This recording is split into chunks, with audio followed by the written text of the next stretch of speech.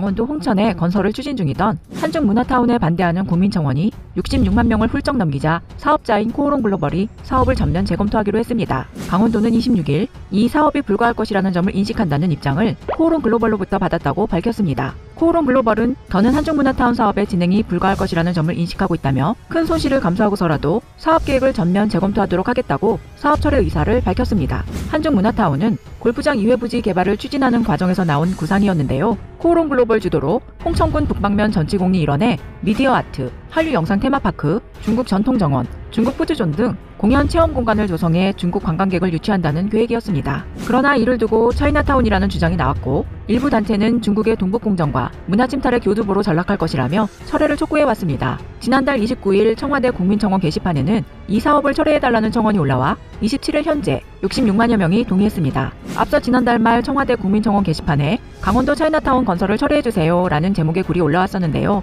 강원도는 주장의 대부분이 사실과 다른 가짜뉴스라고 맞섰지만 65만 명 이상이 동의하면서 논란이 일었습니다. 한중문화타운은 코오롱글로벌이 중심이 된 민간기업 등이 2018년부터 강원도와 업무 협약을 맺고 추진한 사업입니다. 춘천과 홍천 일대 120만 제곱미터터에 한국과 중국의 문화 콘텐츠를 소개하는 테마형 관광지를 만드는 것이 사업의 뼈대였습니다.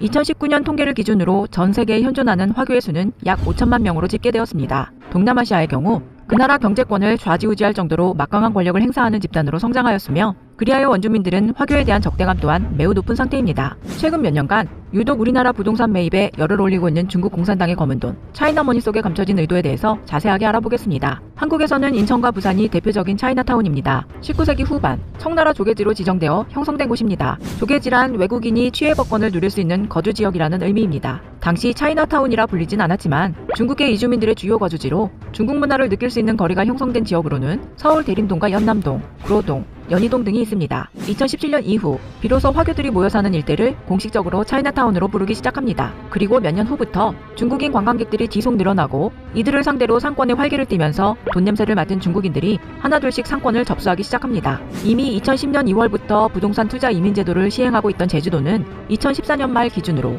여의도의 3배 이상이 넘는 땅이 중국인 소유가 된 지 꽤 오래되었습니다. 일례로 제주도에 차이나머니가 유입되었던 대표적인 사업으로 제주 드림타워가 있습니다. 2013년 본격적으로 실제 토지주인 롯데관광개발과 상하이 정부가 51% 지분을 소유한 중국 최대 부동산 개발 회사 중국녹지그룹이 공동 시행하고 시공은 세계 1위 건설사로 등극한 중국 국영건설사 중국건축고분 유한공사가 진행하였습니다. 2016년부터 착공을 시작하여 2020년 최근 완공하였고 현재는 카지노를 제외한 호텔 및 부대 시설이 정식 오픈됐는데요. 사업비만 1조 6천억 원에 달하는 것으로 전해졌을 만큼 어마어마한 자금이 투자됐습니다. 제주 드림타워는 높이가 무려 169m, 38층으로 제주도에서 가장 높은 건축물이 되었습니다. 이처럼 엄청난 규모의 차이나머니가 제주까지 상륙하며 수년간의 공사 끝에 대형 복합 리조트까지 완공하여 오픈할 정도로 서서히 한국 부동산에 군침을 흘리고 있는 것입니다. 또 다른 예로 제주 속의 중국이라고까지 불리고 있는 바오젠 거리는 지난 2010년까지만 해도 제주도 3대 번화가로 꼽히며 한국 상인들의 로데오 거리였지만 현재는 차이나머니가 들어오면서 점점 한국 상인들은 내쫓기고 있는 상황입니다. 중국의 거대 자본으로 로데오 거리의 건물을 사들인 중국인들은 매년 최소 500에서 600만 원씩 임대료를 올렸고 이로 인해 한국 상인들은 갑자기 높아진 임대료를 제때 내지 못하고 권리금도 받지 못하고 가게에서 내쫓겼습니다. 그리고 이렇게 한국인을 내쫓은 자리에는 중국인들이 들어와 새로운 가게를 차렸으며 현재 바오젠 거리는 누가 봐도 중국이라 해도 믿을 정도로 차이나타운으로 변모해버렸습니다. 비단 제주도뿐만 아니라 2019년 12월 강원도에 진행한 축구장 168개 크기에 해당하는 라비에벨 관광단지인 중국문화타운도 이에 해당합니다. 1조 원 규모의 자금을 중국 자본과 민간 투자를 통해 조성한다는 계획을 추진한 바 있습니다. 그러나 우리 국민들의 반대 여론까지 등장하면서 지속적인 논란이 됐었는데요. 그렇다면 중국은 왜 세계의 주요 도시와 한국의 부동산 매입에 열을 올리고 있을까요? 중국의 외환보유고 증가 추세를 보면 정말 무서운 속도로 증가하고 있습니다. 2014년 6월 당시 사상 최고치인 3조 9,932억 달러를 찍습니다. 2000년 중국 외환보유고가 1,655억 달러, 2006년 1조 달러에 불과했는데 2006년 이후 불과 8년 만에 4조 달러까지 적립하게 되었습니다. 참고로 우리나라는 4천억 달러 수준에 불과한데 말입니다. 중국이 이렇게 외환보유고를 확보할 수밖에 없었던 것은 그동안 많은 나라들이 외환위기를 겪었던 것처럼 중국 자신도 그렇게 될지도 모른다는 두려움이 있었기 때문인데요. 그러나 막상 달러를 많이 벌게 된 중국은 달러가 쌓이게 되면서 중국 내부에서는 여러 가지 문제점이 생기는데 그중 하나가 중국 내부 유동성 공급이 늘어나면서 버블이 발생합니다.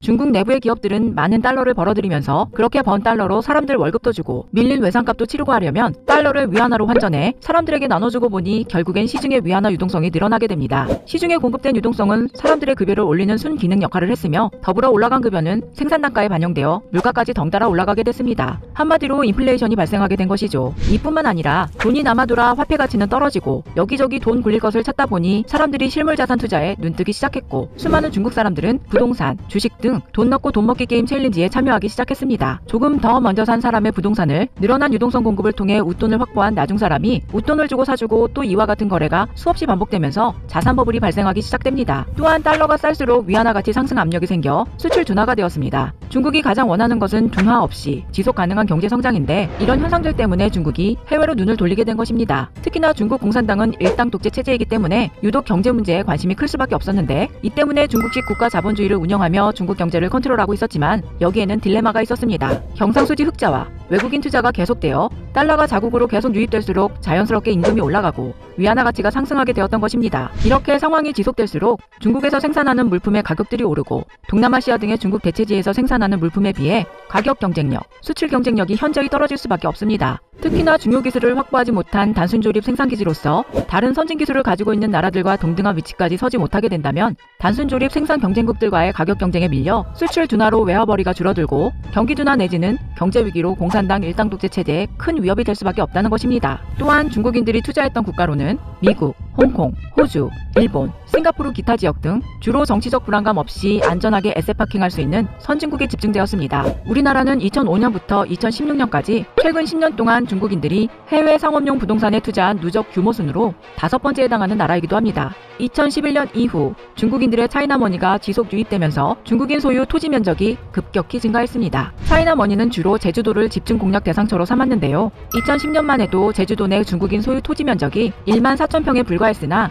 5년 뒤 2015년에 356만 평으로 무려 254배나 급격하게 증가하였습니다. 특히 2010년 2월 국내 부동산에 5억 이상을 투자한 외국인에게 영주권을 주는 제도인 부동산 투자 이민제를 시행하면서부터 중국의 투자가 급증했습니다. 제주도뿐만이 아니라 서울 지역에도 차이나머니가 적극적으로 유입되어 서울 지역 건물과 토지를 사들였습니다. 미국인, 일본인들의 소유 필지는 크게 변동이 없는 가운데 중국인들의 소유 필지는 6배가량 증가하였습니다. 문제는 중국인들이 가져온 차이나머니로 인해 건물주나 토지주 등 기존의 땅을 보유하고 있던 사람들은 지가 상승이라는 이득을 보았지만 부동산 자산을 보유하고 있지 않았던 원주민들은 땅값 상승으로 인해 집값이 올라 집을 사지도 못하고 도시 주변부로 밀려나는 등의 부작용을 촉발하였다는 것입니다. 그러자 경기도가 먼저 외국인 부동산 매입 대책을 발표하며 중국인들에게 제동을 걸었습니다. 최근 경기도는 초기 위험성이 높은 경기 주요 지역을 외국인 대상으로 토지거래 허가구역으로 지정하였고 이에 따라 외국인은 부동산에 관해서는 관할시장이나 군수한테 허가를 받도록 했습니다. 거기에 국회에서는 조세특례 제한법이 발의되어